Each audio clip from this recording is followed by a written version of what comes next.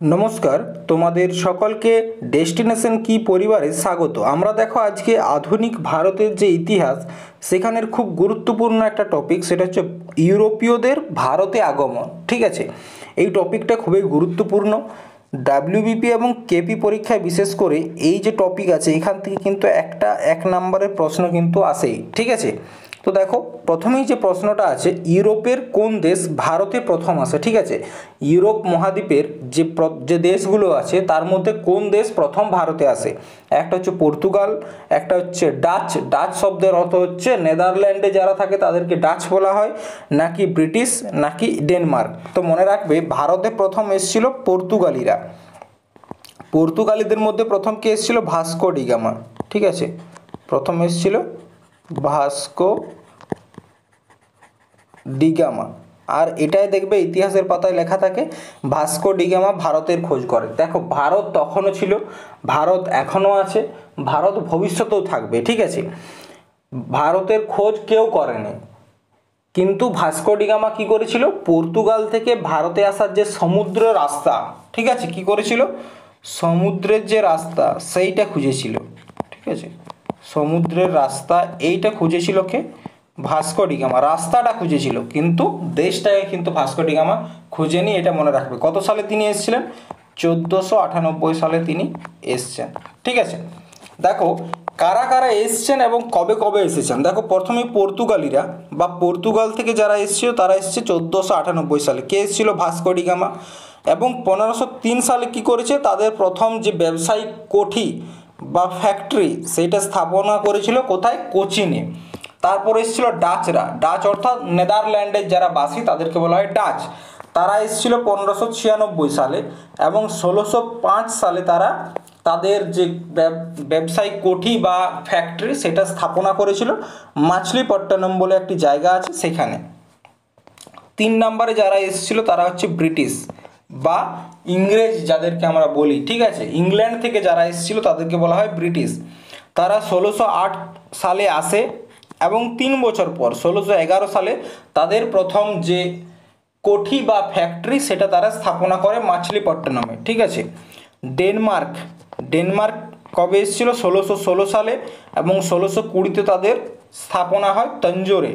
এবং ফ্রান্সিস মানে যারা ফ্রান্স থেকে এসছে তারা 1664 সালে আসে, এবং 1668 সালে তাদের প্রথম যে কোঠি সুরাটে সেটা স্থাপনা হয়।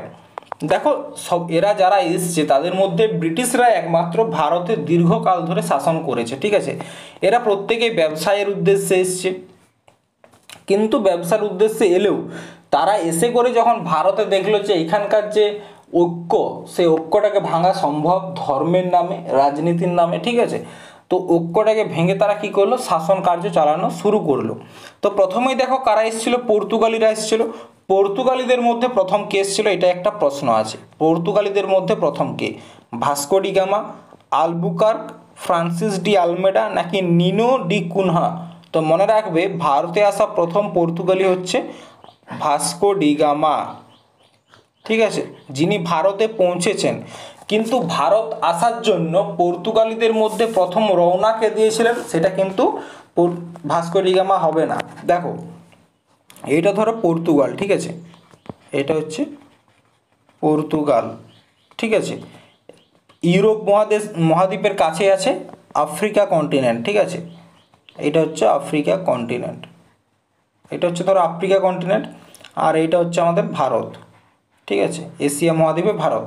তো দেখো পর্তুগাল থেকে প্রথমে ভারতে আসা সমুদ্রের যে রাস্তা সেটা খোঁজ করার জন্য একজন বেরিয়েছিল, তার নাম হচ্ছে বার্থোলোমিও ডিয়াজ। তার নাম কি? বার্থোলোমিও ডিয়াজ।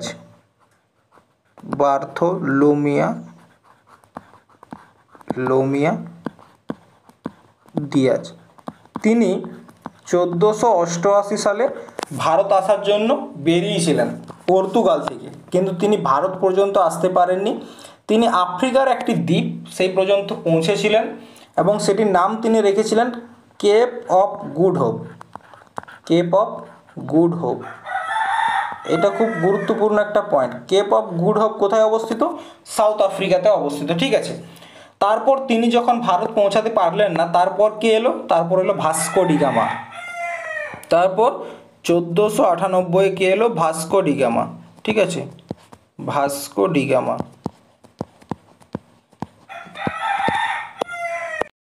দেখো পাশের বাড়িতে একটা মুরগি আছে, সেটা আমি যখনই ক্লাস রেকর্ড করতে যাই তখনই বারবার চেঁচাইতে শুরু করে। তো প্লিজ তোমরা একটা কাজ করবে, এই যে বাইরের মিউজিক মানে যে মুরগির যে আওয়াজটা সেটাকে একটু ইগনোর করবে, ঠিক আছে। তো দেখো 1498 ভাস্কো ডি গামা ভারতে আসার জন্য বেরায়, ঠিক আছে, ভাস্কো ডি গামা। এবং তিনি প্রথমত এই পর্যন্ত আসেন কেপ অফ গুড হোপ পর্যন্ত, এবং এখানে এসে তিনি ভারতের একজন গুজরাটি ব্যবসায়ী যার নাম হচ্ছে কি, যার নাম হচ্ছে আব্দুল মানিক, ঠিক আছে, আব্দুল মানিক, তার সহায়তা নিয়ে তিনি কিন্তু আমাদের ভারতবর্ষে প্রবেশ করেন। ভারতবর্ষের কোথায় এসেছিলেন? কালিকট বন্দরে এসেছিলেন, এবং তাকে ওয়েলকাম কে করেছিল? জ্যামোরিন। এটা খুব গুরুত্বপূর্ণ কিন্তু, হ্যাঁ। তো দেখো পর্তুগালিরা 1498 সালে ভারতে আসা প্রথম ইউরোপীয়। ভাস্কো ডি গামা হলেন প্রথম পর্তুগালি যিনি একজন গুজরাটি ব্যবসায়ীর আব্দুল মানিকের সহায়তায় ভারতে এসেছিলেন, ঠিক আছে। ভারতে এসে কোথায় পৌঁছেছিলেন? কালিকট বন্দরে। কোথায় পৌঁছেছিলেন? কালিকট বন্দর, ঠিক আছে, এটা একটু নোট করে নিও, কালিকট বন্দরে পৌঁছেছিলেন। এবং এই যে কালিকট বন্দরে এনাদেরকে ওয়েলকাম কে করেছিল? মানে এদেরকে ওয়েলকাম করেছিল কে? কালিকট ওইখানে জ্যামোরিন। কে করেছিল? জ্যামোরিন। এটা খুব গুরুত্বপূর্ণ একটা পয়েন্ট, পরীক্ষায় এখান থেকে প্রশ্ন আসে, এটা একটু নোট করে নিও, ঠিক আছে। জ্যামোরিন। পর্তুগালি 1503 সালে কোচিনে তাদের প্রথম কোঠি তৈরি করেছিল, ঠিক আছে, তাদের প্রথম যে কোঠি বা ফ্যাক্টরি সেটা তৈরি করেছিল 1503 সালে কোচিনে, ঠিক আছে। পর্তুগালিরা প্রথম ভাইসরয় ছিলেন ফ্রান্সিস ডি আলমেডা। তাহলে পর্তুগালিদের প্রথম ভাইসরয়, ঠিক আছে, প্রথম ভাইসরয় কে ছিল পর্তুগালিদের? Francis de Almeida. কি নাম? ফ্রান্সিস ডি আলমেডা, ঠিক আছে, ফ্রান্সিস ডি আলমেডা হচ্ছে তাদের প্রথম ভাইসরয়, ঠিক আছে। এবং এই ফ্রান্সিস ডি আলমেডা তিনি একটা পলিসি চালু করেছিলেন যাকে বলা হচ্ছে ব্লু ওয়াটার পলিসি, ঠিক আছে। এটা প্রশ্ন আসে যে ব্লু ওয়াটার পলিসি কে চালু করেছিলেন? ব্লু ওয়াটার পলিসি কে চালু করেছিলেন? ফ্রান্সিস ডি আলমেডা, এবং ইনি হচ্ছেন পর্তুগালিদের প্রথম ভাইসরয়, ঠিক আছে, প্রথম ভাইসরয়, ঠিক আছে। এরপর দেখো এই ফ্রান্সিস ডি আলমেডার পরে এসেছিলেন কি? আলবুকার্ক। কে এসেছিলেন? আলবুকার্ক। আলবুকার্ক, ঠিক আছে।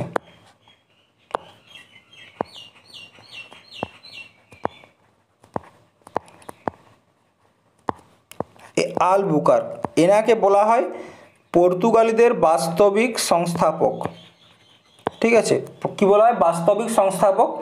এবং তিনি 1510 সালে গোয়ার ওপর অধিকার করেন, গোয়া অধিকার করে নেন, ঠিক আছে, গোয়া কি করেন? অধিকার করে নেয়, ঠিক আছে। এবং 1530 সালে, ঠিক আছে, 1530 সালে পরবর্তী যে ভাইসরয় তার নাম হচ্ছে নিনো ডি কুন্না। কি নাম? নিনো ডি কুন্না। এই নিনো ডি কুন্না পরবর্তী ক্ষেত্রে গোয়াকে কি করেছে? গোয়াকে পর্তুগালিদের ক্যাপিটাল তৈরি করেছে, ঠিক আছে। এই পর্যন্ত বুঝতে পেরেছো আশা করি। এরপর দেখো 1530-এ গোয়াকে তো ক্যাপিটাল তৈরি করা হয়ে গেল, তারপর কি করেছে দেখো, তারপর তারা আস্তে আস্তে গোয়ার বিকাশ তৈরি করেছে, ঠিক আছে, মানে গোয়াতে উন্নতি এনেছে, ঠিক আছে। তো দেখো নিনো ডি কুন্না কি করলো? গোয়াকে ক্যাপিটাল করলো 1530 সালে, ঠিক আছে। প্রথমে তাদের ক্যাপিটাল ছিল কোচিন, এবং তার পরবর্তী ক্ষেত্রে 1530-এ সেটা পরিবর্তন করে করা হলো গোয়া। এরপর 1556, ঠিক আছে, 1530-এর পর 1556 খুব গুরুত্বপূর্ণ একটা দিন। এই দিন কি করলো? গোয়াতে ফার্স্ট প্রিন্টিং প্রেস, তাহলে প্রিন্টিং প্রেস স্থাপনা করা হলো। তাহলে ভারতের যে প্রিন্টিং প্রেস প্রথম কোথায় স্থাপনা করা হয়েছিল? গোয়াতে। কত সালে? 1556 সালে। কারা করেছিল? পর্তুগালিরা করেছিল, ঠিক আছে।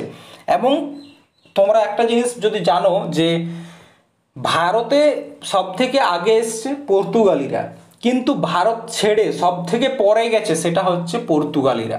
ব্রিটিশরা চলে যাওয়ার পরেও পর্তুগালিরা থেকে গিয়েছিল, ঠিক আছে। তারা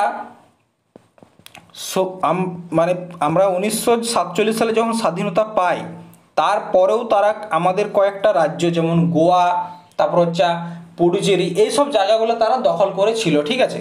তো 1961 সালে ভারত সরকার একটা অপারেশন চালায়, অপারেশন বিজয়, অপারেশন বিজয়, ঠিক আছে। এই অপারেশন বিজয়ের মাধ্যমেই কিন্তু গোয়া থেকে পর্তুগালিদের তাড়ানো হয়, ঠিক আছে। তাহলে সব থেকে আগে এসছে কারা? সব থেকে আগে এসছে পর্তুগালিরা, সব থেকে শেষে কারা গেছে? পর্তুগালিরা। এই সব বিষয়েই কিন্তু এখানে লেখা রয়েছে নোট হিসাবে, ঠিক আছে। এরপর দেখো পরবর্তী প্রশ্ন। তো তার আগে দেখো একটা বিষয় তোমাদেরকে বলতে চাই, আমি ক্লাসের মাঝে যদিও এগুলো বলি না, তাও দেখো স্ট্যাটিক জিকের যে ফাউন্ডেশন ক্লাস, একটা ব্যাচ নতুন স্টার্ট হয়েছে, সেটা হচ্ছে স্ট্যাটিক জিকের ফাউন্ডেশন ব্যাচ। অবশ্যই ক্লাসটি রেকর্ডেড হবে, কিন্তু এখানে তোমরা যে মেন জিনিস যেটা পাচ্ছ, প্রত্যেকটা topic theory plus question answer হিসাবে করানো হবে। 20টার বেশি টপিক কিন্তু এখানে আলোচনা করা হবে। 1000টার বেশি স্ট্যাটিক জিকের যে PYQ, মানে যেগুলো তোমার SSC পরীক্ষায় বা WBP বা KP বা WBCS এই পরীক্ষায় যে প্রশ্নগুলো এসছে সেইগুলো তোমাদের সাথে আলোচনা করা হবে। ব্যাচটার ভ্যালিডিটি থাকছে 1 বছর, তার সাথে তোমাদেরকে PDF দেওয়া হবে, ইবুক দেওয়া হবে এবং প্র্যাকটিস সেটও দেওয়া হবে, ঠিক আছে। এটা হচ্ছে কি মাত্র 99 টাকায়, ঠিক আছে। দেখো রেকর্ডেড ব্যাচ আমি মানছি, কিন্তু এখানে দেখো তোমরা প্রায় 20টার বেশি টপিক পাচ্ছ, ঠিক আছে। মাত্র 99 টাকায় যদি 20টা টপিক পাও, 20টা টপিক থিওরি, শুধুমাত্র যে কোশ্চেন অ্যান্সার করিয়ে দেবো সেটা নয়, প্রথমত তোমাদেরকে থিওরি একদম টপিক ওয়াইজ পড়ানো হবে, তার সাথে প্রত্যেকটা টপিকের প্রশ্ন করানো হবে, 1000টার বেশি PYQ করানো হবে, PDF, ইবুক, প্র্যাকটিস সেট সব দেওয়া হবে। কিন্তু মনে রাখবে এই যে 99 টাকা প্রাইজটা, এটা কিন্তু 15ই আগস্ট পর্যন্ত, আমাদের স্বাধীনতা দিবস উপলক্ষে এই ব্যাচটা আনা হয়েছে। যদি তোমরা কারো ইচ্ছা থাকে এই ব্যাচে জয়েন করার বা এই ব্যাচের ডেমো ক্লাস দেখার জন্য, তাহলে এই নাম্বারটা তোমরা কন্ট্যাক্ট করো, ডেসক্রিপশন বক্সে দেওয়া থাকবে, সেখান থেকে কন্ট্যাক্ট করতে পারো, ঠিক আছে। এরপর দেখো নেক্সট প্রশ্ন, ডাচ, ডাচের রাজধানী কি? ডাচ মানে কি? যারা নেদারল্যান্ড থেকে এসছে, ঠিক আছে, নেদারল্যান্ড থেকে যারা এসছে তাদেরকে বলা হয় ডাচ। ডাচের ক্যাপিটাল কি? নাগপট্টনম, মাছলিপট্টনম, কোচিন নাকি সুরাট? তো মনে রাখবে ডাচ বা হল্যান্ড, ঠিক আছে, তাদের ভারতে আসার মেন উদ্দেশ্য যেটা ছিল সেটা হচ্ছে কাপড়ের ব্যবসা। কিন্তু তারা ভারতে এসে বুঝেছিল যে ভারতে কাপড়ের ব্যবসার চেয়ে ইন্দোনেশিয়াতে কাপড়ের ব্যবসা ভালো চলবে, ঠিক আছে। তার জন্য কিন্তু তারা কি করেছিল, তারা ইন্দোনেশিয়ার দিকে বেশিরভাগ ঝুঁকে গিয়েছিল, ঠিক আছে। দেখো ভারতে যারা এসছে তাদের মধ্যে প্রথমে কে ছিল? পর্তুগালি ছিল, এবং সেকেন্ড ছিল ডাচ, ঠিক আছে। সেকেন্ড কে ছিল? ডাচ। তো দেখো এখানে প্রশ্নটা আছে, ডাচের রাজধানী কি ছিল? ডাচের রাজধানী ছিল মাছলিপট্টনম। কি ছিল? মাছলিপট্টনম, ঠিক আছে। এই ডাচদের প্রথম কে ভারতে এসেছিল? ফার্স্ট ভারতে এসেছিল কে? ডাচদের প্রথম ভারতে এসেছিল 1595 সালে, ঠিক আছে, 1595। তার নাম হচ্ছে কর্নেলিয়াস হাউটম্যান। কি নাম? নামগুলো দেখো মনে রাখবে, ঠিক আছে। কর্নেলিয়াস হাউটম্যান, কর্নেলিয়াস হাউটম্যান, ঠিক আছে, বোঝা গেছে। এবং ডাচ যে কোম্পানি, ঠিক আছে, ডাচ যে কোম্পানি, সেটার স্থাপনা কত সালে হয়েছিল? সেটার স্থাপনা হয়েছিল তোমার 1602 সালে, ঠিক আছে। দেখো মেন যে পয়েন্ট সেগুলো তোমাদেরকে মনে রাখতে হবে, ঠিক আছে। 1602 সালে স্থাপনা হলো, ফ্যাক্টরি স্থাপনা তো হয়ে গেল। এরপর হচ্ছে কি তাদের প্রথম ফ্যাক্টরি স্থাপনা হয় 1605 সালে। কোথায়? মসুলিপট্টনম বা মাছলিপট্টনম, ঠিক আছে। এবং পরবর্তী ক্ষেত্রে তাদের একটা যুদ্ধ হয় ইংরেজদের সাথে, মানে ডাচরা ভারতে আছে, তো তারপর ইংরেজরা আসে, ঠিক আছে। তো ইংরেজরা কি করে? ডাচদেরকে ভারত থেকে বিতাড়িত করার জন্য একটা যুদ্ধ হয় 1759 সালে। 1759 সালে একটা যুদ্ধ হয়, যে যুদ্ধটার নাম হচ্ছে বেদরার যুদ্ধ। বেদরার যুদ্ধ, ঠিক আছে। এই যুদ্ধতে ব্রিটিশরা কাদের মধ্যে হয়েছিল, ব্রিটিশ প্লাস ভার্সেস ডাচ, ঠিক আছে। এই যুদ্ধে ডাচরা কি হয়, ব্রিটিশদের কাছে হেরে যায়, মানে ইংরেজদের কাছে হেরে যায়। তাহলে ডাচদের জায়গাটা কারা পেয়ে গেল, ভারতীয় মানে সরি ইংরেজরা পেয়ে গেল, ঠিক আছে। তো দেখো এখানে ওই বিষয়ে লেখা আছে যে 1596 সালে কর্নেলিয়াস ডি হাউটম্যান প্রথম ডাচ হিসাবে ভারতে আসেন। 1602 সালে নেদারল্যান্ডের ইউনাইটেড ইস্ট ইন্ডিয়া কোম্পানি, নেদারল্যান্ডের যে ইস্ট ইন্ডিয়া কোম্পানি তার নাম হচ্ছে ইউনাইটেড ইস্ট ইন্ডিয়া কোম্পানি প্রতিষ্ঠা করা হয়। ডাচ মাছলিপট্টনমে তাদের প্রথম কারখানা তৈরি করে। ভারতে ডাচদের রাজধানী ছিল নাগপট্টনম, ঠিক আছে, সরি এটা কী ছিল, নাগপট্টনম, ঠিক আছে। এরপর দেখো ব্রিটিশরা তাদের প্রথম কোঠি তৈরি কোথায় করেছিল। তাহলে প্রথমত কারা এসেছিল, এই ছকটা তোমরা যদি মনে রাখো তাহলে সবসময় মনে থাকবে। প্রথমে পর্তুগালি, এটা হয়ে গেল। ডাচ এসেছিল, তারপর এসছে ব্রিটিশরা। একবার খাবারের সন্ধান পেলে সবাই পরপর পিছন থেকে আসতে শুরু করে, ঠিক আছে। তাহলে প্রথমত পর্তুগালি আসলো, তারপরে ডাচ, তারপর হলো ব্রিটিশরা। ব্রিটিশদের সম্বন্ধে তো তোমরা প্রায় সকলেই কম বেশি অনেকেই জানো। ব্রিটিশরা প্রথম এসেছিল 31শে ডিসেম্বর 1600 সালে, ঠিক আছে, 1600 সালে 31শে ডিসেম্বর তারা এসেছিল। তখন ইংল্যান্ডের মহারানী ছিল, মহারানীর কি নাম ছিল, এলিজাবেথ প্রথম। কি নাম ছিল, এলিজাবেথ প্রথম, ঠিক আছে। তিনি কি করলেন, তিনি তার মানে ব্রিটিশদের একটা কোম্পানি আছে তাকে বলা হয় ইস্ট ইন্ডিয়া কোম্পানি,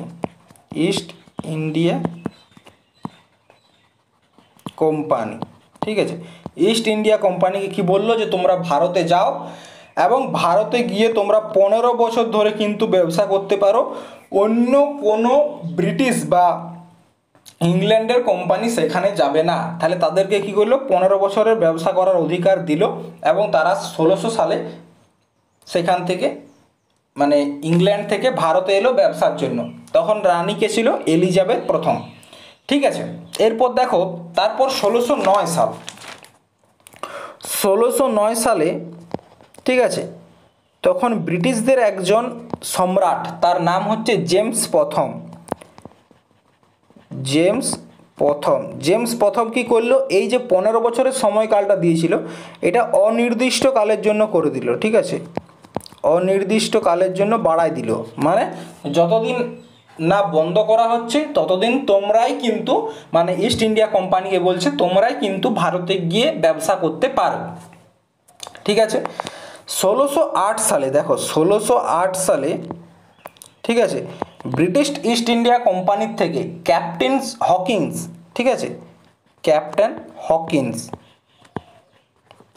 ক্যাপ্টেন হকিন্সকে ভারতের যে মুঘল সম্রাট জাহাঙ্গীর, তখন ভারতে যখন ইংরেজরা আসে তখন ভারতে শাসন কাজ চলছে মুঘল সাম্রাজ্যের, এবং তখন সম্রাট কে ছিলেন জাহাঙ্গীর। তাহলে ক্যাপ্টেন হকিন্সকে এই জাহাঙ্গীরের কাছে পাঠানো হয় ব্যবসার পারমিশন নেওয়ার জন্য, কিন্তু জাহাঙ্গীর তখন পারমিশন দেননি। তারপর 1611 সাল, ঠিক আছে, আবার একজনকে পাঠানো হলো, ঠিক আছে।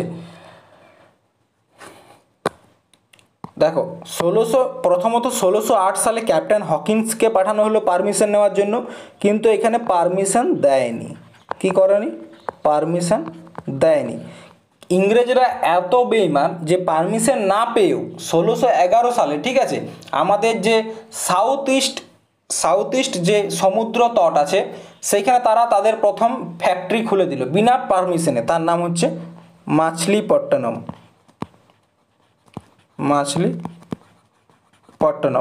কিন্তু তারা বুঝলো যে এরকমভাবে কিন্তু ব্যবসা করা যাবে না, তাদেরকে পারমিশন নিতেই হবে। তার জন্য দেখো জাহাঙ্গীর ছিল সঙ্গীতের প্রতি মানে গান বাজনার প্রতি খুব মানে দুর্বল, ঠিক আছে। তো তার জন্য 1615 সালে, ঠিক আছে, আরও একজনকে পাঠানো হয়, তার নাম হচ্ছে টমাস রো। সে কী করলো, জাহাঙ্গীরের একটা খুব সুন্দর পেন্টিং মানে ছবি নিয়ে গেল। জাহাঙ্গীর এগুলো খুব পছন্দ করতো, তাহলে টমাস রো সেটা নিয়ে করে গেল কার কাছকে, জাহাঙ্গীরের কাছকে, এবং জাহাঙ্গীর সেটা দেখে খুশি হয়ে গেল। তারপর কি দিল, পারমিশন। বাস এই যে পারমিশন দিল রে বাবা, তারপর ইংরেজরা ভারত ছাড়ি আর বেরোতে চায় নাই, তারা এইখানেই থাকি গেল। প্রত্যেকটা মানুষকে যতদিন না জ্বালালো, যতদিন না তাদেরকে আমরা তাড়ালাম, তারা কিন্তু যাওয়ার নাম নেয় নাই। ঠিক আছে, এরপর 1651 সালে তারা কি পাইল, একটা পুরো খোলা ছুট পাই গেল। কোথায়? বাংলায় ব্যবসা করার জন্য। ঠিক আছে, এইখানে তো ব্যবসা করলো, ট্যাক্স দিচ্ছিল, সরকারকে কিছু টাকা দিচ্ছিল, কিন্তু 1651 সালে এমন পারমিশন পাই গেল যে তারা সরকারকে ট্যাক্স দেওয়ার নাম পর্যন্ত করলো না। সেটা কোথায় পাইলো? আমাদের বাংলাতে। বাংলা বলতে তৎকালীন পুরা ওয়েস্ট বেঙ্গল প্লাস বাংলাদেশ, বিহার এবং উড়িষ্যা। ঠিক আছে, এরপর 1661 সালে দেখো, 1661 সালে, ঠিক আছে,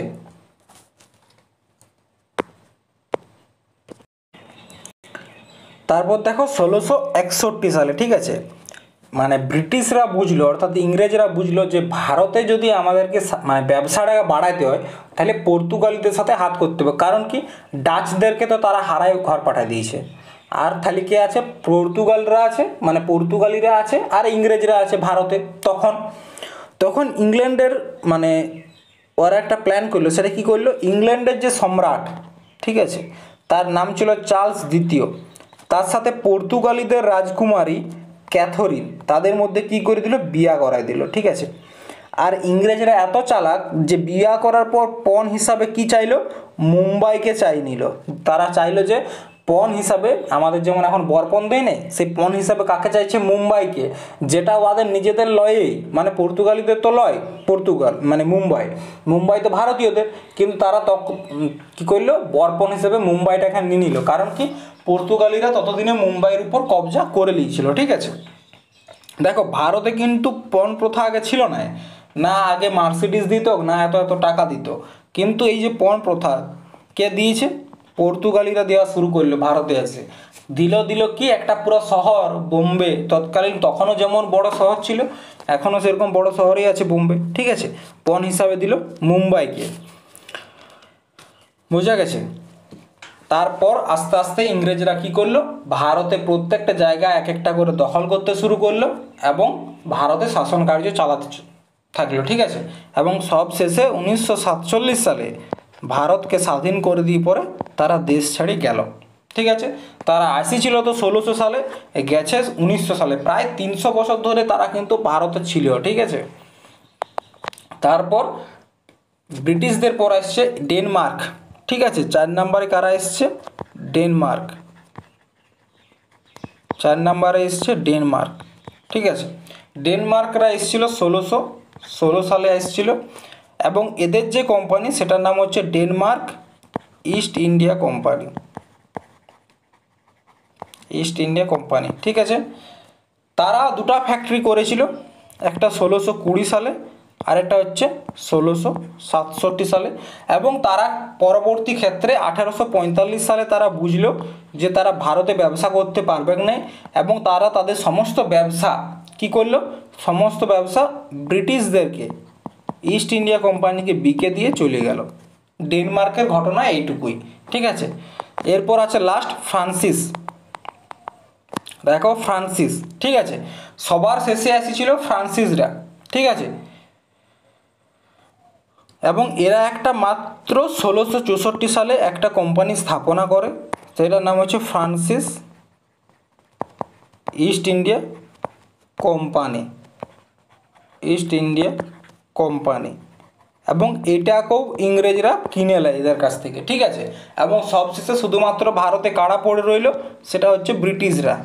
সব থেকে লাস্টে ব্রিটিশরা পড়ে রইল এবং তারাই ভারতে শাসন কার্যটা চালালো। ঠিক আছে, তো দেখো আজকের যে ক্লাস, সেখানে ইউরোপীয়দের আগমন, তারা কখন এসছে, তারা কি কি কাজ করেছে, যেসব বিষয়গুলো গুরুত্বপূর্ণ সেগুলো তোমাদেরকে বলেছি। আশা করেছি নোট করে নিয়েছো। যদি নোট করে না থাকো, যদি তোমাদের পিডিএফ প্রয়োজন হয়, তোমাদের জন্য যে গ্রুপটা খোলা আছে, ঠিক আছে, সেই গ্রুপটাতে আমাকে একবার মেসেজ করবে যে স্যার আমি এটা পিডিএফটা পাই নাই, বা আমাদের এই পিডিএফটা প্রয়োজন, আমি পাঠিয়ে দেবো। ঠিক আছে, ঠিক আছে, তো আজকে ক্লাসটা এই পর্যন্তই। আশা করি এই ব্যাপারটা বুঝতে পেরেছো। এখান থেকে প্রশ্ন কিন্তু একটা আসবেই। ঠিক আছে, চলো আজকেরটা তাহলে এখানে। থ্যাংক ইউ, ধন্যবাদ, জয় হিন্দ।